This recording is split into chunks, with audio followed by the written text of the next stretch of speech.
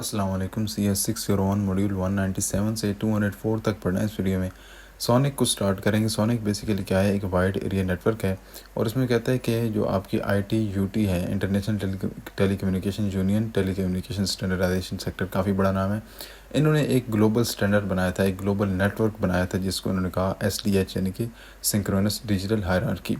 इसी से मिलता जुलता एक नेटवर्क या स्टैंडर्ड बनाया गया अमेरिका में, जो कि सिर्फ यूज़ भी अमेरिका में होता है। उसको बोला गया सोनेट, यानी कि सिंक्रोनस ऑप्टिकल नेटवर्क। ये है क्या? एक high speed fibre optic transmission system है।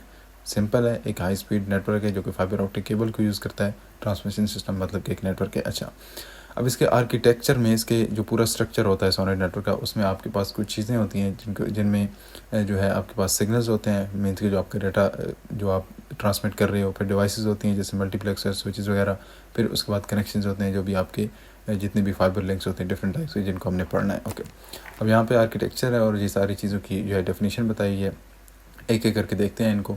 सिग्नल्स में आपके पास STS ऑप्टिकल कैरियर्स और सिंक्रोनस ट्रांसपोर्ट मॉड्यूल। अच्छा, जो STS और OC हैं ये आपके सोनेट में होते हैं, और जो सिंक्रोनस ट्रांसपोर्ट मॉड्यूल यानी कि STM है, ये आपका जो SDH है, यानी कि जो यूरोपियन या ग्लोबल वर्जन है, उसमें यूज़ होने वाला सिग्नल होता है। ओके, STS क्या है? एक जो सिग्नल की इलेक्ट्रिकल फॉर्म होती है उसको STS बोलते हैं। फिर जब उसको लाइट की फॉर्म में चेंज कर दिया जाता है, फिर उसको ऑप्टिकल सिग्नल या ऑप्टिकल कैरियर बोलते हैं।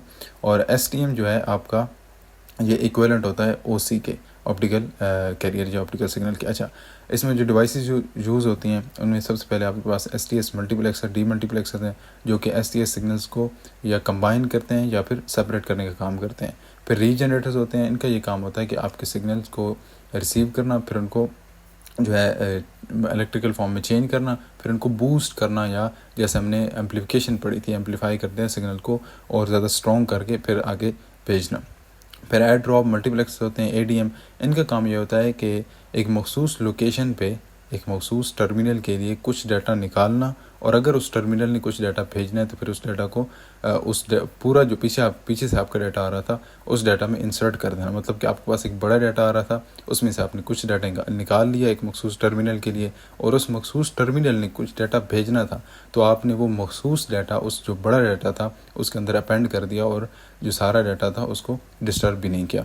टर्मिनल्स आपके एंड पॉइंट्स होते हैं। अच्छा, यहाँ पे जो टर्मिनल्स हैं, इनसे मुराद कंप्यूटर्स या फ़ोन्स या एंड डिवाइसेस नहीं है, इनसे मुराद स्विचेस या राउटर्स या ऐसी चीज़ें हैं फिर जिनसे मज़ीद आगे आपके फ़ोन्स या कंप्यूटर्स कनेक्टेड होते हैं।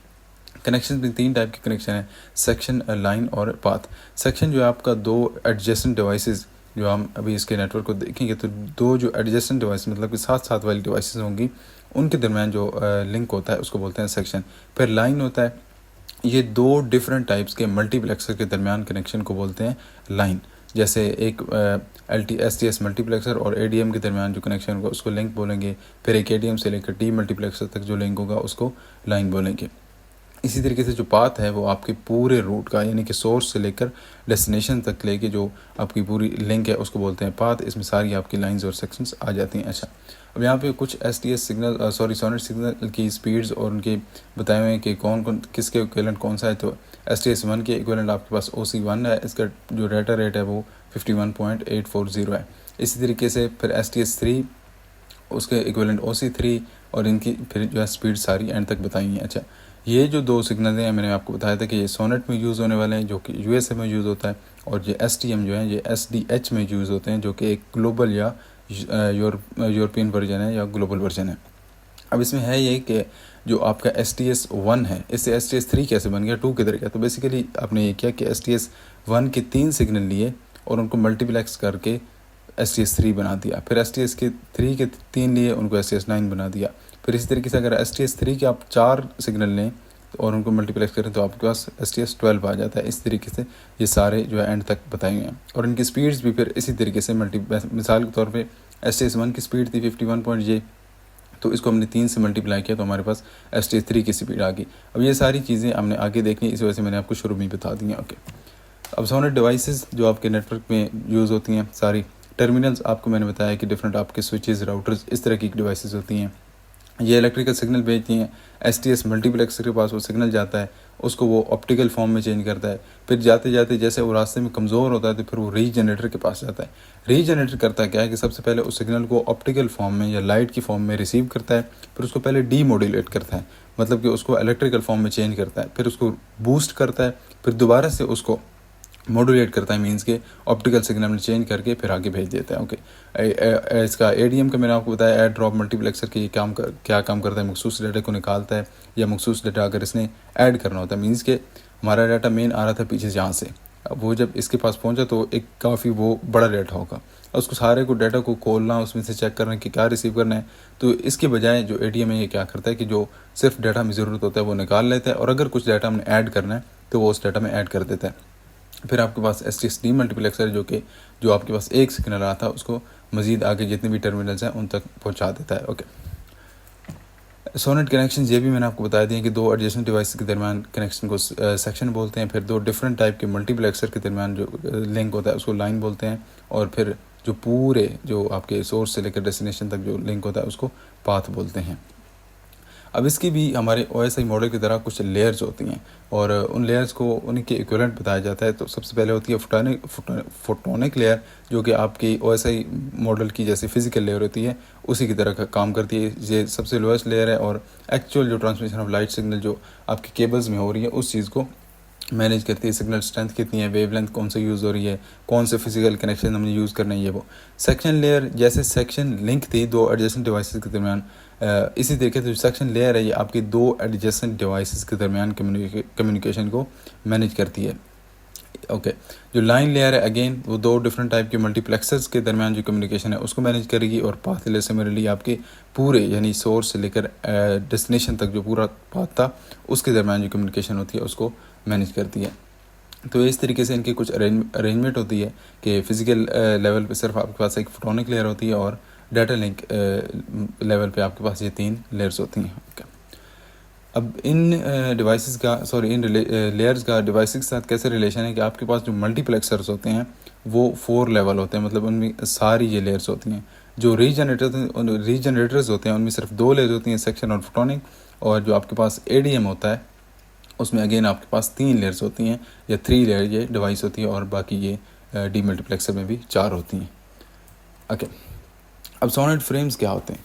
बेसिकली ये होता है कि आपका हर जो STS N है, मतलब यहाँ पे कोई भी नंबर होगा 1 2 3 जो भी होगा, वो क्या होता है कि वो कंपोज होता है, मिल के बना होता है 8000 फ्रेम से। तो इसका बेस फ्रेम रेट क्या होगा? 8000 फ्रेम्स पर सेकेंड। अच्छा, अब वो कहता है कि हर जो STS फ्रेम है वो 2 डायमेंशनल मैट्रिक्स से बनता है। जैसे आपका टेबल होता है उसमें रोज़ और कॉलम्स होते हैं, इस तरीके से आपके फ्रेम में रोज़ और कॉलम्स होते हैं। तो हर फ्रेम में 9 रोज़ होंगी और 90 मल्टीप्लाई बाय n, जहाँ पे जो STS के साथ आगे नंबर होगा इसके साथ हम इस 90 को मल्टीप्लाई करेंगे, फिर जो नंबर आएगा उतने कॉलम्स होंगे। जैसे STS 1 में कितने कॉलम्स थे? 90, क्योंकि 90 मल्टीप्लाई बाय 1 90। और STS 3 में कितने हो गए? 90 मल्टीप्लाई 3 270 कॉलम्स। तो रोज़ का जो नंबर है वो सेम रहता है हर फ्रेम में, और जो कॉलम्स हैं वो STS के जैसे जैसे सिग्नल बढ़ते जाते हैं तो वो नंबर ऑफ़ कॉलम्स भी बढ़ते जाते हैं।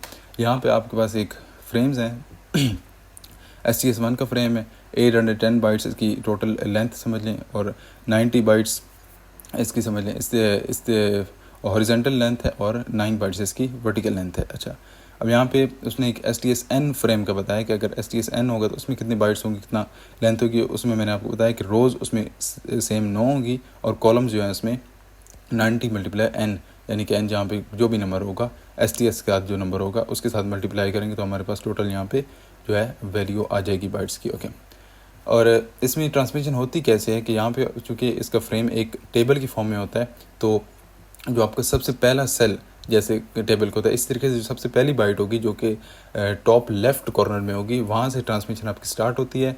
यहाँ से यानी कि बाइट्स, ये पहली बाइट जाएगी, फिर उसके बाद इस सीक्वेंस में जाएगी यानी टॉप टू बॉटम, फिर आखिर में जो आपके पास राइट बॉटम कॉर्नर में जो बाइट होगी वो लास्ट बाइट होगी, और इसकी फ्रेम रेट मैंने आपको पहले बता दिया कि 8000 फ्रेम्स पर सेकंड होता है। ओके, यहाँ पे एक एग्जांपल है कि आप कैसे डाटा रेट फाइंड कर सकते हो STS किसी भी सिग्नल का। तो यहाँ पे 1 का हमने फाइंड किया हुआ है। कैसे? हमें पता था कि 8000 फ्रेम्स पर सेकंड इसका फ्रेम रेट होता है। ओके, और कॉलम्स हमने फाइंड कर दिए थे कि इसका जो साइज़ होता है फ्रेम्स का, वो कैसे फाइंड करते हैं कि 9 रोज़ तो सब में सेम होती है ना, और 90 को हम n से मल्टीप्लाई करते हैं तो हमारे पास कॉलम्स आ जाते हैं। जब इन कॉलम्स और रोज़ को हम आपस में मल्टीप्लाई करते हैं तो हमारे पास इस पूरे फ्रेम की लेंथ आ जाती है। जब फ्रेम की लेंथ आती है तो फिर हम इसको फ्रेम रेट से जब मल्टीप्लाई करेंगे, फ्रेम की लेंथ को फ्रेम रेट से मल्टीप्लाई करेंगे तो हमारे पास डाटा रेट आ जाता है। STS3 का भी इसी तरीके से फाइंड किया हुआ है। और अगर आपके पास STS1 का डाटा रेट है तो आप उससे किसी भी STS डैश का डाटा रेट फाइंड कर सकते हो, बस उस नंबर से मल्टीप्लाई कर दो। यहाँ पे STS1 का डाटा रेट था, इसको हमने 3 से मल्टीप्लाई किया तो आपके पास STS3 का डाटा रेट आ जाएगा, यानी कि 155.52 मेगाबिट्स पर सेकेंड। ओके, अब यहाँ पे एक इसके फ्रेम्स के बारे में मज़ीद डिटेल बताए हुए कि कहाँ कहाँ पे किस चीज़ की इन्फॉर्मेशन होती है। तो 9 रोज़ 90 कॉलम्स STS1 का फ्रेम है। ओके, तो इसमें होगा ये कि आपके पास जो फर्स्ट 3 कॉलम्स होते हैं उनमें सेक्शन ओवरहेड और लाइन ओवरहेड। सेक्शन को हमने डिटेल में पढ़ा कि क्या एडजेसेंट डिवाइस के दरमियान जो कम्युनिकेशन होती है उसको बोलते हैं, और लाइन का भी पढ़ा है कि 2 डिफरेंट टाइप्स के मल्टीप्लेक्सर जो होते हैं उनके दरमियान जो कम्युनिकेशन होती है। तो उस सारी चीज़ की कि सेक्शन कौन सा यूज़ हो रहा है, लाइन कौन सी यूज़ हो रही है, उस सारी की इन्फॉर्मेशन पहले 3 कॉलम्स में होती है, यानी कि ऊपर वाली 3 रोज़ और 3 कॉलम्स में सेक्शन ओवरहेड की, फिर उसके बाद नीचे वाली 6 रोज़ और 3 कॉलम्स में लाइन की जो इन्फॉर्मेशन होती है, और बाकी जितने भी कॉलम्स और रोज़ होती हैं उसमें आपका यूज़र डाटा होता है, या फिर इसको सिंक्रोनस पेलोड इन्वेलप बोल लें कि ये इसमें आपका बेसिकली सारा जो डाटा होता है वो होता है। अच्छा, अब इसमें ये होता है कि जो आपका ये सारा सोनेट सिस्टम है ये सिंक्रोनाइज्ड होता है, मतलब कि एक समझ लें इन सिंपल वर्ड्स के एक क्लॉक के मुताबिक चल रहा होता है। तो इसमें आपके पास एक मास्टर क्लॉक होती है जिससे आपने इन सारी चीज़ों को सिंक करना होता है, मतलब कि मिलाना होता है, तो फिर उस हिसाब से आपकी सारी चीज़ें चलती हैं। ओके, अब मल्टीप्लेक्सिंग क्या है? मल्टीप्लेक्सिंग मैंने जो आपके शुरू में बताई थी सबसे पहले कि अगर आपके पास 3 STS के सिग्नल्स हों और उनको आप इकट्ठा कर दें, मल्टीप्लेक्स कर दें, तो आपके पास STS3 आ जाता है। बस यही इसमें है कि आप लोअर जो रेट के सिग्नल, लोअर लेवल के सिग्नल्स हैं उनको जैसे जैसे मल्टीप्लेक्स करते हैं तो आपके पास हायर रेट के जो है सिग्नल्स आते जाते हैं। ओके, बस ये चीज़ है कि STS1 के 3 सिग्नल से मल्टीप्लेक्सर में आए, उसने मल्टीप्लेक्स किया और STS3 का सिग्नल बन गया। फिर डी मल्टीप्लेक्सर के पास गए STS3 का सिग्नल, तो वो सारे बाकी अगेन से STS1 के सिग्नल बन गया। ओके, अब बाइट इंटरलीविंग क्या होती है? बेसिकली होता यह है कि जब आप मल्टीप्लेक्सिंग करते हो तो चूँकि हमने देखा था कि STS का फ्रेम एक टेबल की फॉर्म में होता है, कॉलम्स और रोज़ की फॉर्म में, तो हर बाइट की एक लोकेशन होती है कॉलम और रो के हिसाब से। तो J यहाँ पे कॉलम को रिप्रेजेंट करता है और I रो को। और मैंने आपको ये भी बताया था कि 9 रोज़ होती हैं, चाहे जो भी STS हो, कॉलम्स का नंबर चेंज होता है। तो होता यह है कि जब इनकी बाइट्स की पोजीशन जब मल्टीप्लेक्सिंग के बाद रो में तो वही रहती है लेकिन कॉलम में चेंज हो जाती है, तो इसी चीज़ को बाइट इंटरलीविंग बोलते हैं। और ऐड ड्रॉप मल्टीप्लेक्सर का भी मैंने आपको बता दिया था क्या करता है। यहाँ पे आपके पास एक डाटा आ रहा है सारा शुरू से, और इसमें क्या हुआ कि जो थर्ड STS1 जो फ्रेम था उसको हमने निकालना था, तो उसको हमने निकाल दिया और एक न्यू STS1 फ्रेम ऐड कर दिया। अगर ADM हमारे पास ना हो तो क्या होगा? फिर ये होगा कि हमें सारा डाटा वो करना पड़ेगा, डी मल्टीप्लेक्स करना पड़ेगा, फिर हमें देखना पड़ेगा कि हमें कौन सा डाटा ज़रूरत था, वो डाटा हम उसे एक्सट्रैक्ट करेंगे। एक्सट्रैक्ट करने के बाद फिर न्यू डाटा अपेंड करेंगे, न्यू डाटा अपेंड करने के बाद फिर इसको हमें क्या करना पड़ेगा? मल्टीप्लेक्स करना पड़ेगा। तो इस सारी झंझट से बचने के लिए हम ADM यूज़ करते हैं।